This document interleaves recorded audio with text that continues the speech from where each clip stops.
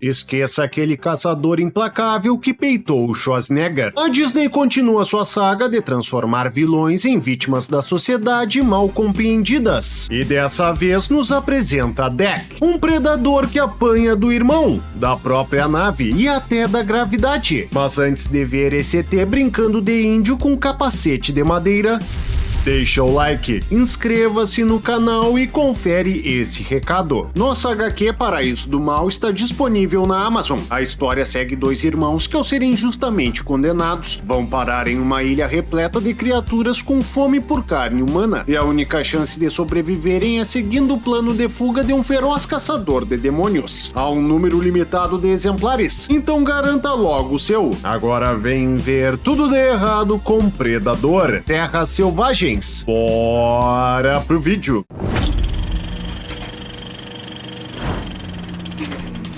O filme começa no planeta Yautja Prime com Deck tomando uma surra de seu irmão Francisco, que lhe manda escolher uma presa para caçar.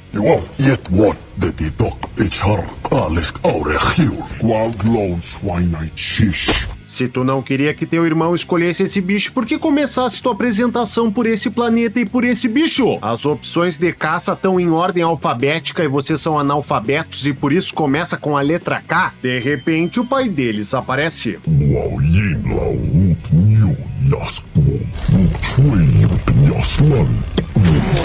Mas aonde é que tá a honra em matar o Deck enquanto ele dormia? Ele sonâmbulo se torna uma presa mais perigosa? Agora, se o irmão dele sabia que o seu Onofre queria Deck morto, porque ficou enrolando com aquele treino ao invés de já mandá-lo pra caça? Uma lutinha a mais, uma lutinha a menos ia mudar o desfecho da missão dele, por acaso? Francisco destrói as algemas com que seu pai prendeu o Deck e arrasta o irmão para dentro da nave, o deixando trancado lá. Seu Onofre fica invisível enquanto Francisco se mantém invisível, pois tá com uma preguiça. O velho derrota Francisco, que em seu último ato manda a nave decolar, fazendo você pensar que seu Onofre pegará o controle e trará a nave de volta para acabar com o filho que o envergonha. Mas não! Onofre sabe que nos primeiros minutos de um filme é impossível matar um protagonista. Essa não deve ser sua primeira vez. A nave parte e Deck fica inconsciente a viagem inteira. Fala sério. Ele ser lançado para trás na decolagem o deixou desacordado, quando durante a luta todos aqueles socos e quedas não foram nem capazes de machucá-lo. Tô achando que esse animal não tinha carteira para pilotar e aí meteu essa desculpa para não passar vergonha. A nave se choca com anéis do planeta, Deck ejeta e apesar de estar indo com tudo contra o chão, ele espera uma águia monstro atacar para só então ativar o escudo. Ele gosta de deixar tudo mais emocionante. Ele cai numa floresta e suas armas são imediatamente roubadas por Sipomons, que conseguem diferenciá-las de pedras e árvores comuns, pois aprenderam com as plantas da Mata Atlântica. Aquelas são um bando de marginais. E nós descobrimos que uma de suas armas é um arco e flecha. Tá louco? Os predadores evoluíram e tornaram suas armas menos práticas. Com aquele canhãozinho no ombro tava fácil demais. O abobado foge dos Sipomons, dá uma tapeada nos ferimentos, encontra uma plantação lançadora de espinhos envenenados e é surpreendido por Tia. Tradução universal. Você ouve Yautja, outros ouvem a língua deles. Ah, para com esse filme. Como é que o que sai da boca dela vai ser traduzido no cérebro de quem escuta? A voz dela vai instalar um Google Translator na cabeça das pessoas? De repente, um urubumon aparece e taca uma pedra perto de Deck. A planta que tá perto explode, assim como duas que estavam mais afastadas. Mas a que tava bem ao lado da primeira fica normal. Vai entender. Tia oferece ajuda para nosso herói, que lança sua lâmina para ela antes de ser espetado e ficar paralisado. A lâmina prende longe do alcance da sintética, mas não se preocupe com esses animais, pois o filme corta para que a lâmina seja alcançada a ela pelo editor. E bem na hora que o urubumon vai enfiar as garrinhas em nosso herói, Tia, que estava afastada, presa e sem pernas, pula para matá-lo. Te falo em timing perfeito. Tia conta que pode levar o predador até o Kalisk, e ele a leva em sua jornada. E com o que você mastiga? Com as presas as de fora ou com as de dentro? Eu sei que tu não fez odontologia, mas precisa ser dentista pra saber que se esse bicho inventasse de mastigar com essas pinças ia ter que viver com um babador. E então eles atravessam um corredor repleto de enguias cuspidoras de ácido e não acertam nem quando a dupla tá parada. No final das contas, elas morrem não por não terem comida, mas por serem míopes mesmo. Eles só querem um lanchinho. Ah, faça-me o favor. Por que não ofereceu isso antes? Queria garantir que o predador colocaria o cardio em dia? Mais vale um pássaro na mão do que dois voando. Esse ditado significa que é preferível garantir algo certo e seguro, mesmo que menor, do que arriscar perdê-lo na tentativa de conseguir algo maior. Não tem nada a ver com usar jujubas para não tomar uma bala nas costas. Então me mostra o original.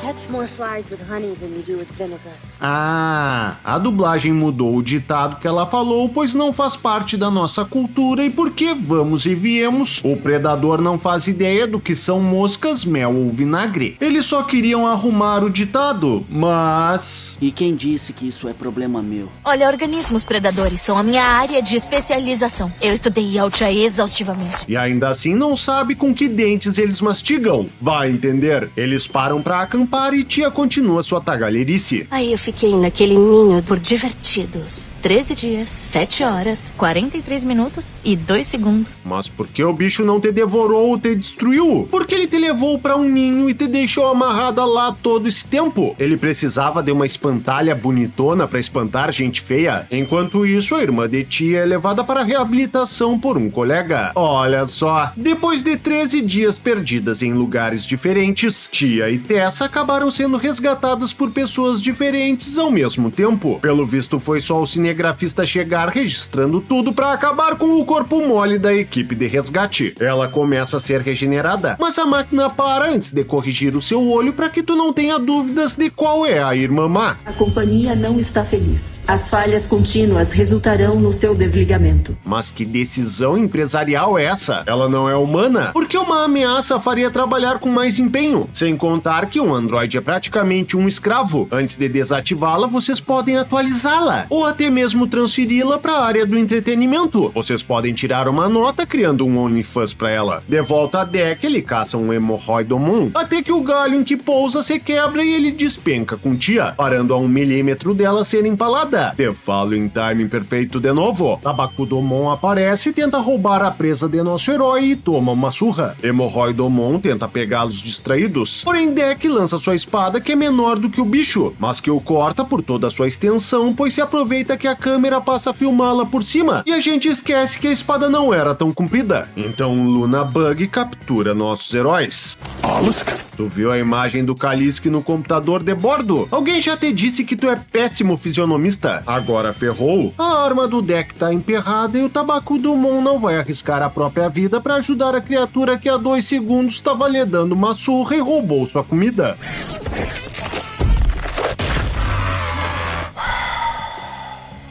Deck aproveita que o Luna Bug o esqueceu e mata o inseto. Já Tessa encontra a nave de fuga do predador e apanha um Cipomon. Mas espera aí, tia falou que a única diferença delas para os outros sintéticos é que elas eram mais sensíveis. Desde quando sensibilidade torna alguém ninja? Deck, por sua vez, acampa com seus amiguinhos. E Tabacudomon lhe cospe e faz gracinhas. Que fofo! Era isso que faltava nessa franquia.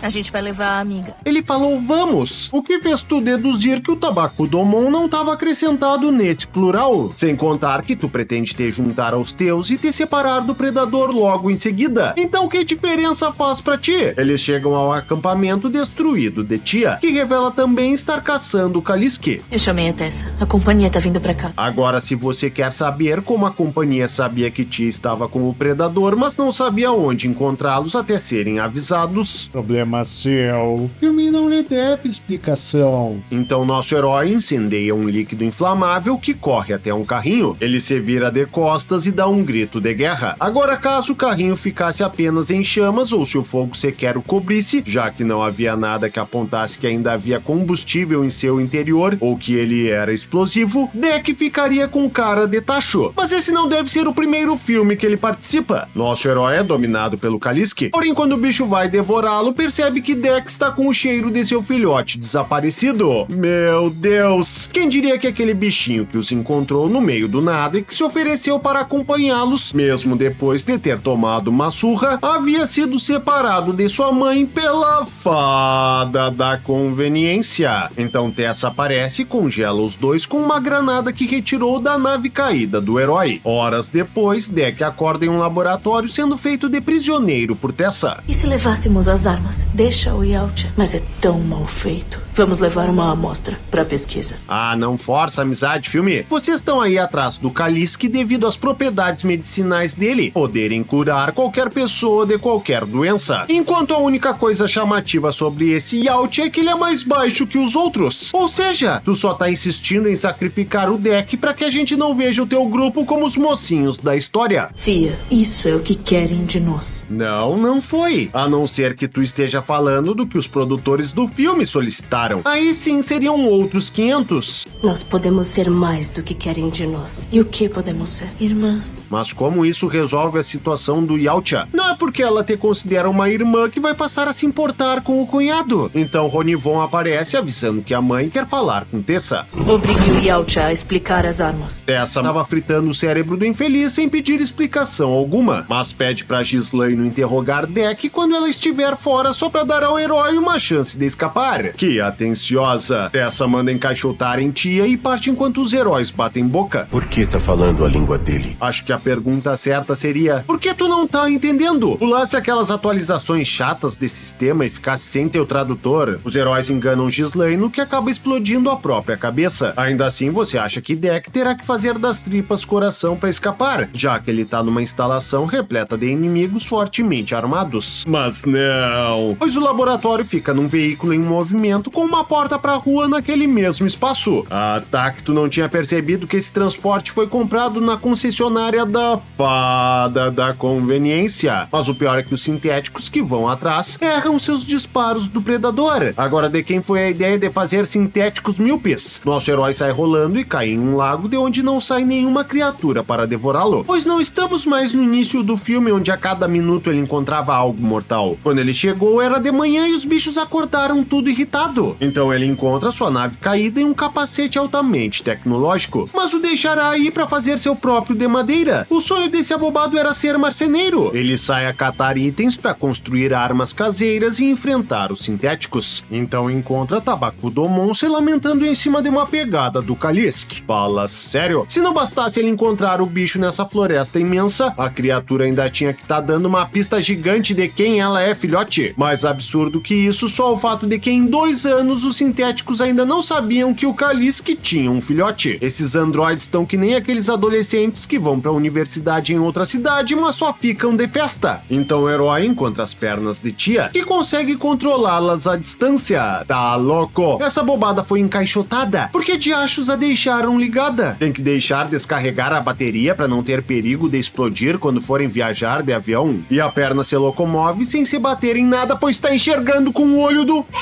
Já Deck usa a enguia cuspidora de ácido para acertar nos sintéticos. Olha só, ele não só adestrou o bicho mais rápido que o César Milan adestra um cachorro, ele também curou a sua miopia, quem diria? Então nossos heróis saem a destroçar os sintéticos sem que um alarme seja tocado ou que um WhatsApp mental com um alerta seja enviado entre todos os sintéticos. Essas tecnologias só seriam possíveis num filme de ficção científica. De repente, as pernas de Tia atacam um sintético e ao tentar se livrar delas, o sintético olha bem na chave de biometria para abrir a caixa da guria. E a essa altura, por que não? Então as pernas dão uma cambalhota no infeliz e arrancam sua cabeça com um passo. Meu Deus. Transformaram os vampiros do crepúsculo em sintéticos. Por isso a cabeça tava só encaixada. Mais sintéticos aparecem e os dois apanham da colega que tá repartida ao meio, o que é completamente aceitável. Lembre que Tia avisou que ela foi construída com sentimentos. E isso logicamente a deixa mais forte, já que a torna do elenco principal. Deck chega à caixa onde estava a Tia, mas não a encontra. Não se mexe. Por que não atira de uma vez? Tu quer primeiro descobrir se foi ele quem matou todo mundo para não cometer nenhuma injustiça? Tia salva o herói e nós descobrimos que ela se reconectou às suas pernas. Que legal! Da última vez ela ficou um longo tempo tentando e foi separada antes de conseguir. Que bom que agora ela contou com o apoio do editor. É que revela que Tabakudomon é filha do Kalisk e por isso irá soltar para a criatura, as pessoas na Terra que encontrem outra forma para se livrar de suas doenças. Então o herói toca um alarme e todos os sintéticos vão atrás dele. E nenhum permanece no lugar que eles sabem ser o alvo do predador. Pois pra que dificultar, não é mesmo? Tô vendo ele. Ele tá parado, sentado de costas pra nós. Será que ele preparou uma armadilha pra nós? Se preparou, não podemos fazer desfeita, né, pessoal? E ao chegarem no ponto exato, eles ficam parados, sem atirar e nem falar nada. É uma clara referência ao filme do Rambo. Enquanto ele foi programado para matar, esses sintéticos foram programados para morrer. Então a enguia atira na planta de espinhos que explode arremessando para todos os lados as larvas explosivas que Deck capturou. Que bom que essas plantas continuavam explosivas mesmo arrancadas de suas raízes, e que havia larvas suficientes para explodir com todo mundo. Agora, será que o Deck já tinha feito os cálculos de quantos inimigos o atacariam, ou é por isso que ele tá ajoelhado, tá rezando pra nada sair do script? Tessa aparece e atira no herói, porém a enguia se joga no disparo. Oh, que lindo! Nessas 2 horas que passaram juntos, ninguém tratou ela com tanto carinho como o Deck. Não tinha como ela não dar a vida por ele, e Tessa não atira novamente logo em seguida, pois não gosta de ficar se repetindo. Já Tia tenta libertar o Kalisk, mas sua retina não está mais no sistema. Então Ronivon aparece e, com um empurrar de sua cabeça contra a parede, ele já fica inconsciente. Será que esqueceram que esses caras também são sintéticos? Ou era pra eles serem humanos, mas como a Disney não queria que os heróis matassem gente de carne e osso, mudaram isso nos minutos finais e por isso recebemos essas bizarrices. De volta a Deck, ele é capturado por Tessa, mas não se preocupe com esse animal, pois bem na hora o Kalisk é libertado e parte pra cima dela. Eu já falei timing perfeito hoje. Então Tessa pega uma granada de criogenia, mas antes de lançá-la, espera Deck procurar uma barra de metal e arremessá-la de encontro à sua granada. Só pra você me ouvir dizer que é timing perfeito em cima de timing perfeito. O Kalisk engole Tessa, mas sem mastigá-la, pois onde já se viu a vilã não ser morta pelo protagonista. Tessa congela o Kalisk por dentro e o explode, coisa que ela podia ter feito antes de ser engolida, mas devia estar difícil de tirar essa segunda granada do fundo de suas nádegas. Então a vilã se ergue das entranhas da criatura. Traída pela própria irmã. Disse a Raquel, que implicou com o da lua da irmã, chamou Rutinha de quebrada e mandou encaixotá-la. Mas claro, por que não? No entanto, mesmo sabendo que a irmã tem companhia, ela decide matar Tia lentamente, só para que Deck possa chegar pelas suas costas e eu possa dizer pela última vez: te falo em timing perfeito. Então Deck recupera sua nave e parte para ver seu pai. O velho manda 2 de seus capangas para cima do filho. E você acha que o herói, que não pôde com o irmão e que não teve nenhum treinamento para lidar com outros predadores desde então, não vai dar conta desses? Mas não. Afinal, qual é o predador que tá no pôster do filme? Deck mata os figurantes e depois acaba com seu Onofre. Mas o pior de tudo até agora é que o Kalisk foi dado como um monstro que nenhum predador podia deter. Mas no final foi morto por uma androide usando 2 armas que ela pegou da nave dos predadores. Nenhum deles tinha percebido ainda que era só congelar o bicho. Então tá bom. Mais amigos seus? Mas ligaram chamando a véia porque acharam desde o início que o teu pai e 2 abobados não dariam conta de um Yautja nanico? Ou deu o acaso dela chegar do supermercado só agora? Deck se prepara pro combate. Fim. E esses são os 69 pontos de Tudo de Errado com Predador: Terras Selvagens, filme que teve sua premissa lançada primeiramente como uma história de 2 irmãs gêmeas que se envolvem em uma missão perigosa em um futuro distópico, onde a relação entre elas e seus laços familiares serão testados ao máximo. Porém, em algum momento devem ter lembrado aos produtores que eles estavam fazendo um filme do Predador e não uma continuação futurista de Mulheres de Areia. Agora lembra do like, de inscrever-se e de conferir nossa HQ Paraíso do Mal. Um forte abraço, tchau!